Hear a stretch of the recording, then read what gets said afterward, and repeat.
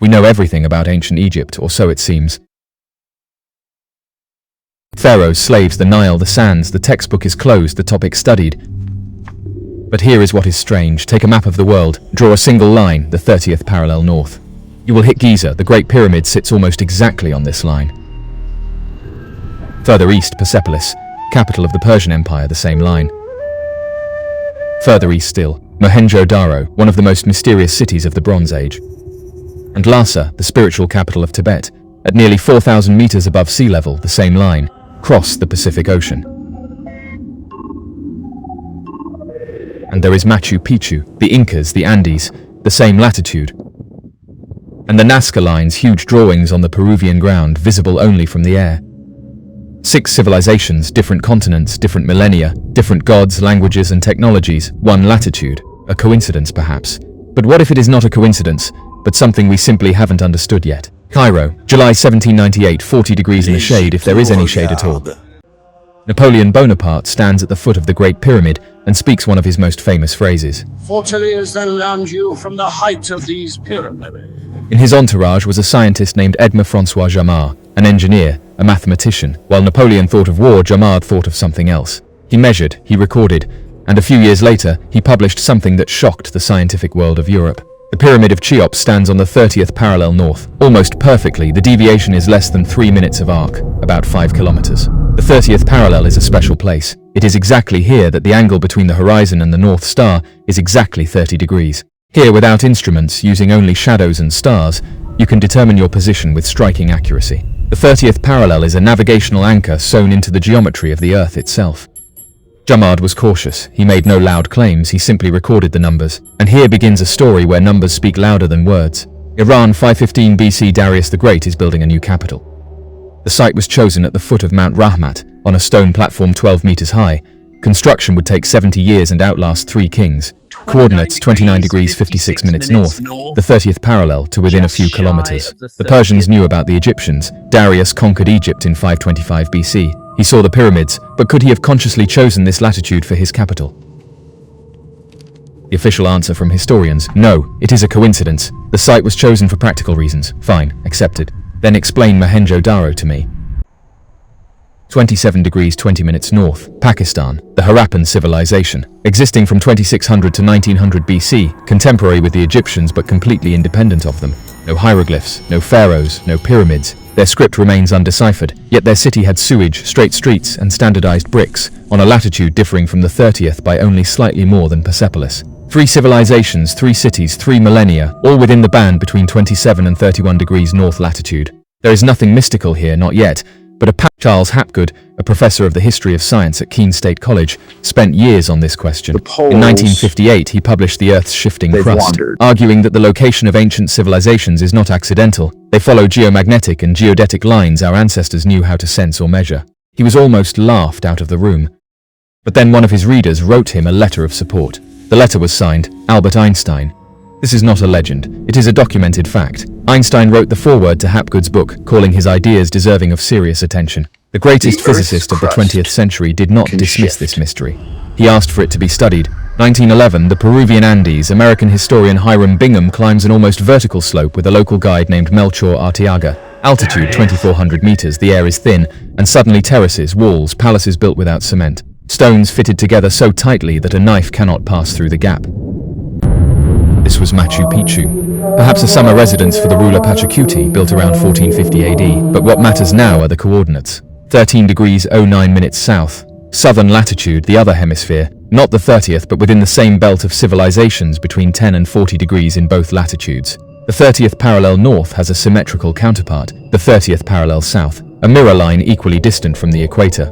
This is the belt where agriculture works, where the climate is predictable, no polar winters, no equatorial hurricanes. But here is what is interesting. This belt covers the entire land surface of the planet. Why then are civilizations concentrated unevenly in clusters? Why Giza and not 200 kilometers to the north where the land is more fertile? Why Persepolis exactly there? One man spent 20 years of his life on this question. His name was Jim Alison, not a professor, an engineer from North Carolina, studying satellite imagery in his spare time. In 1999, he published a hypothesis: Giza, Persepolis, Mohenjo-Daro, Nazca, Machu Picchu, and dozens of other sites are linked by a great circle, the shortest distance between 2 points on a sphere. Alison mapped 73 objects, from the Egyptian pyramids to Easter Island, from Persian palaces to the temples of Angkor Wat in Cambodia, all of them with accuracy of 1 to 5 kilometers on a single arc. The probability of a random coincidence for 73 points on a single arc is mathematically infinitesimal. But what does it mean?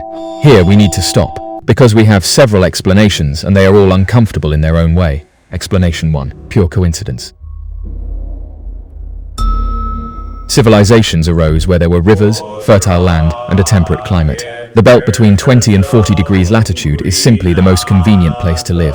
This is an honest argument, but it does not explain the precision. Why not at 32 degrees? Why not at 28? Why is Giza exactly at 30, and not in the Nile Delta where the land is more fertile? Explanation 2. Navigation. The 30th parallel is where the North Star sits at exactly 30 degrees above the horizon. Ancient mariners and builders could have intentionally chosen this latitude as a landmark. Did the Egyptians tell the Persians, or did everyone have the same stars and reach the same conclusions independently? But this explanation does not cover Machu Picchu. The Incas had no contact with Egypt, no contact with Persia, no writing system capable of transmitting coordinate data across oceans. Explanation 3. No one voices this one aloud in academic circles, but they whisper it at conferences. What if there was a common proto-civilization, older than any we know, that left knowledge scattered across the planet? What if Egypt, Persia, and the Incas are not the beginning, but a continuation of something we have not found yet? Plato wrote about Atlantis. We dismiss it as myth, but Plato described it with coordinates, details, and chronology. He cited a specific date 9,000 years before his time. That is roughly 11,000 BC, and roughly 11,000 years ago the last ice age ended. Sea levels rose by 120 meters. Huge territories of inhabited land went underwater. We do not know what was there. We have never looked. Lhasa, Tibet, 650 meters above sea level, higher than most alpine peaks in Europe.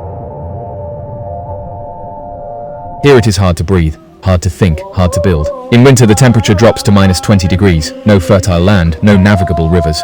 And yet Lhasa has been the center of the Tibetan Empire since the 6th century AD. Pilgrims walked through mountains dying of altitude sickness and kept going. Coordinates of Lhasa, 29 degrees 39 minutes north, the 30th parallel to within 20 kilometers again. Tibetan Buddhists will tell you, because it is a place of power, because here Earth's energy rises in a special way, because the Buddha pointed exactly here.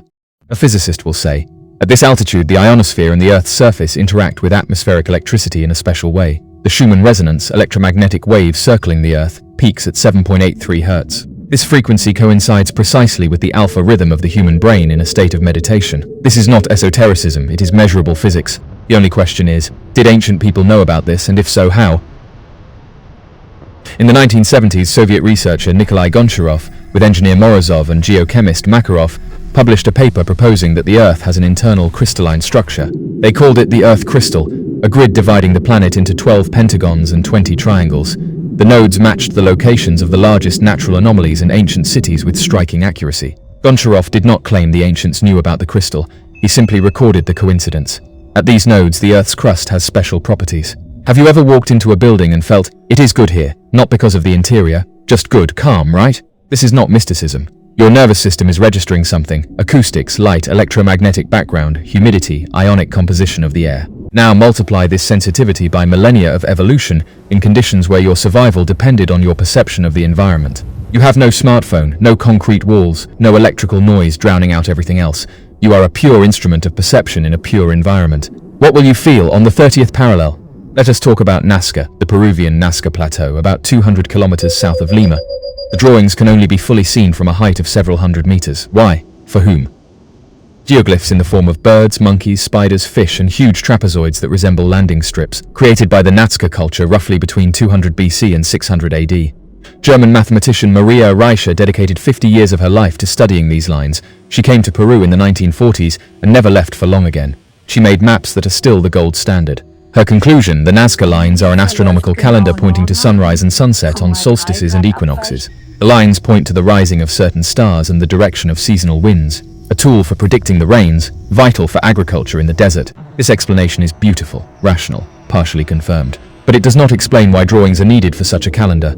A simple straight line is enough for astronomy. Here, in one of the driest places on the planet, across almost 800 square kilometers, lines are drawn. From the ground, you see only lines disappearing into the horizon.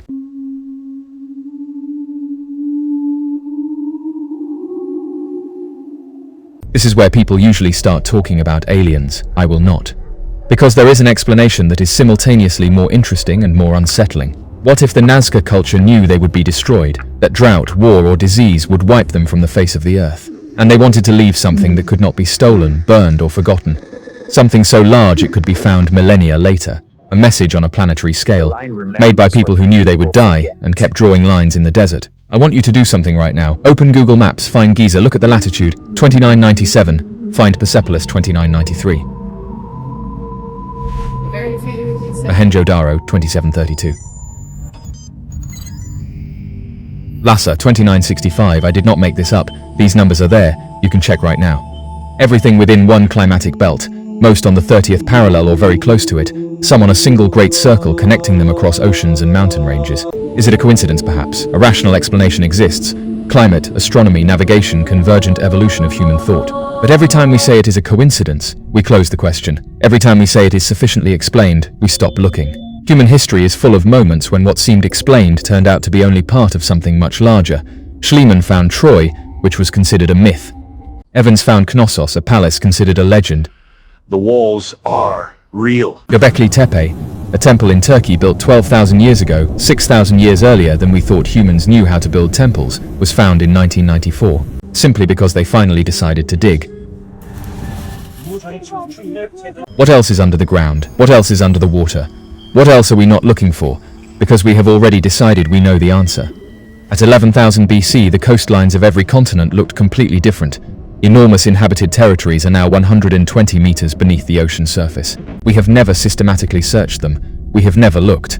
Ancient cities stand on the same latitude. We have 3 explanations, each of them is true, at least partially, and none of them is complete. Climate explains the belt, navigation explains the 30th parallel preference, but neither explains the Incas choosing Machu Picchu, neither explains Lhasa at 3,650 meters with no fertile land. The pyramid was built around 2560 BC. It has stood for 4,600 years. It will stand for thousands more. It was built to outlast every question we could ask about it. Persepolis was destroyed by Alexander the Great in 330 BC. The platform remains. The coordinates remain. Mohenjo-Daro was abandoned around 1900 BC. Why, we still do not know. Their script remains unread, their city remains. Lhasa has been a place of power for 400 years. Pilgrims still come. The Schumann resonance still peaks at 783 Hz. The alpha rhythm of the meditating brain still matches it. Machu Picchu was built in 1450 AD, 4,000 years after the pyramids. A different culture, a different hemisphere, a different world, the same latitude band. The Nazca lines have survived 2,000 years in one of the driest places on Earth. The people who made them are gone. The drawings remain. Jim Alison mapped 73 sites. Engineers do not publish planetary hypotheses lightly. He spent 20 years on the numbers before he released them. He never claimed to know what it meant. He only claimed the pattern exists. The pattern exists. What have we not found yet?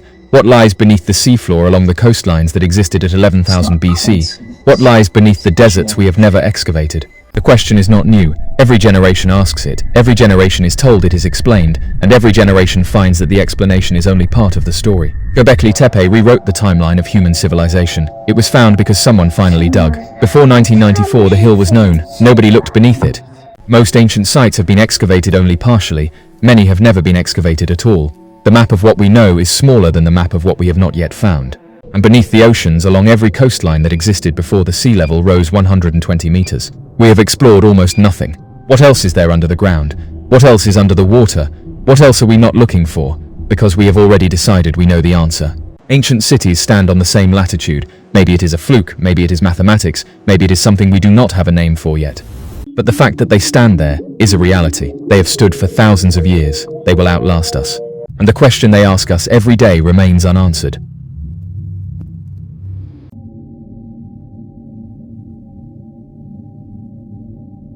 Who are you, and where did you come from? Question for 4,600 years. Persepolis has been asking it for 2,500 years. Mohenjo-Daro has been asking it for nearly 5,000 years, in a language we still cannot read. Lhasa has been asking it for 1,400 years, from 3,650 meters above sea level, where the air is thin enough to feel the question more clearly. Machu Picchu has been asking it for 600 years, from a mountain so high that only those willing to climb to find the answer could ever reach it. The Nazca lines have been asking it for 2,000 years, in a language that can only be read from the sky. 6 civilizations, 1 latitude, 1 arc, 1 question, asked in stone, in brick, in bronze, in line across desert, from 6 different corners of the earth. Every time we say it is explained, we close the notebook. Every time we close the notebook, we stop looking. And human history is full of moments when what seemed explained turned out to be only part of something much larger. The ancient world built on specific latitudes, left drawings visible only from the sky, built palaces at altitudes where the air barely sustains life, and left us no direct explanation. The pyramid was built by human hands. Of that we are certain. The question is not whether humans built it, but what they knew that we have forgotten. They have stood for thousands of years, they will outlast us, and the question they ask every day remains exactly where it has always been, open. Napoleon said, 40 centuries looked down upon you. He was right about the centuries, about the rest. Perhaps we are all still learning. Jomard wrote the numbers down. He made no claims, he let the numbers speak. They are still speaking. The pyramid is 146 meters tall. From space it is invisible. 29.97 degrees north crosses the entire planet, and it is not alone. Who are you? And where did you come from? The question is 4,600 years old. We have not answered it yet, but we have not stopped asking, and that is enough to keep looking. 30 degrees north, almost perfectly. The deviation less than 3 minutes of arc. For a structure built in 2560 BC, this is not an error, this is precision. It has stood for 4,600 years, it will outlast every theory we form about it, and it will still be there, on the 30th parallel, when we finally decide to ask the next question. The Nazca people are gone, their language is gone, their reason for the drawings still debated, but the drawings remain, visible from the sky, exactly as they left them. This is not about aliens, this is not about myths, this is about numbers that are there when you look, and questions that grow larger the more carefully you examine them. Open Google Maps, check the coordinates, the numbers are there. They do not require my interpretation, they speak for themselves. 73 sites, one arc, across every ocean and mountain range on Earth. The question is not whether the pattern exists, the question is what we choose to do with the fact that it does.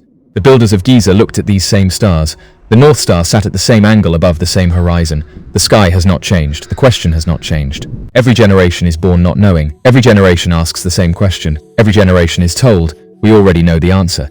Angkor Wat is on the Great Circle. Easter Island is on the Great Circle. The list of 73 does not stop at the sites we already know. Easter Island. In the middle of the Pacific, statues facing inland, built by a culture that arrived by ocean and knew somehow exactly where they were going. Jim Alison published his hypothesis in 1999, not in a journal online, not with fanfare, quietly. He presented the coordinates, he drew the arc, he let the numbers speak. In academic circles, the standard response remains. Coincidence, climate, navigation, convergent evolution of human settlement patterns. These are real explanations, they are also incomplete ones.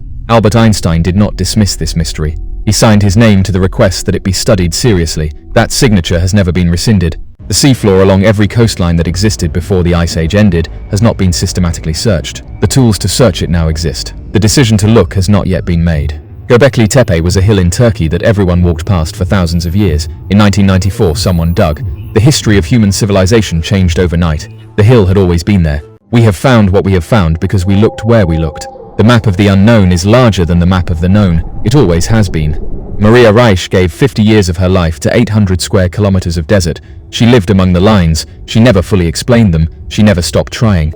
Machu Picchu was built at 2,400 meters in the Andes by a civilization that had never heard of the 30th parallel north. They had never spoken to an Egyptian. They had never seen a Persian palace. And yet, the latitude, 7.83 Hz, the frequency of the Earth's electromagnetic heartbeat, the frequency of the meditating human brain. The ancient builders of Lhasa called it a place of power. The physicists call it a measurable phenomenon. Both are correct. 6 civilizations that never spoke to each other, never shared a language, a god, or a technology. And here they are, on the same map, on the same arc, asking the same question in 6 different forms. The notebook does not close. The coordinates do not change. The pattern does not disappear because we stop looking at it. The Earth is 4.5 billion years old. Human recorded history covers perhaps 5,000 years of it. We have been looking for a very short time, and we have already found things we cannot explain. The pyramid was built to be here, on this latitude, at this precision, to outlast every civilization that would ever look at it and wonder why. 30 degrees north, a navigational anchor sewn into the geometry of the Earth, or a climatic belt where agriculture thrives, or a geodetic line that something in ancient human perception was drawn to. Perhaps all Persepolis was built to project power across a continent. The power is gone, the stones remain, at 29 degrees 56 minutes north, exactly where Darius chose to put them. Mohenjo-Daro disappeared around 1900 BC. We do not know why. We cannot read their writing. We do not know what they called themselves. We only know where they built, and how precisely they built it. Undeciphered writing system of the ancient world. Whatever they knew, they wrote it down. We simply cannot read it yet. Lhasa continues. The monks continue. The Schumann resonance continues at 783 Hz. The alpha rhythm of the meditating brain continues to match it. Some things do not require our understanding to persist. The Nazca people drew their message in the desert. They are gone. The lines are still there. We can read the shapes. We still do not fully know what they meant. Machu Picchu was built at the edge of the sky by people who had no contact with any other civilization on this map, and it sits within the same latitudinal band as all of them. The last light leaves it the same way it leaves every ancient site, without explanation. Navigation, climate, astronomy, geodetic sensitivity, proto-civilization, these are the 5 explanations. None of them is complete. All of them point in the same direction, toward a question we have not fully formed yet. The Great Pyramid of Giza, 2997 degrees north, built in 2560 BC, still standing. The only ancient wonder of the world that the ancient world itself built to survive, and did. The arc exists, the coordinates exist, the pattern exists. What it means, that question belongs to whoever is willing to keep looking. Jomard wrote the numbers down in 1800. Hapgood mapped the pattern in 1958. Einstein asked for it to be studied. Jim Alison spent 20 years on the arc. The work continues. The question remains open. The ancient cities are still asking. They have been asking for thousands of years. They will ask for thousands more. The question is not whether we will answer it. The question is whether we will keep looking. Who are you, and where did you come from?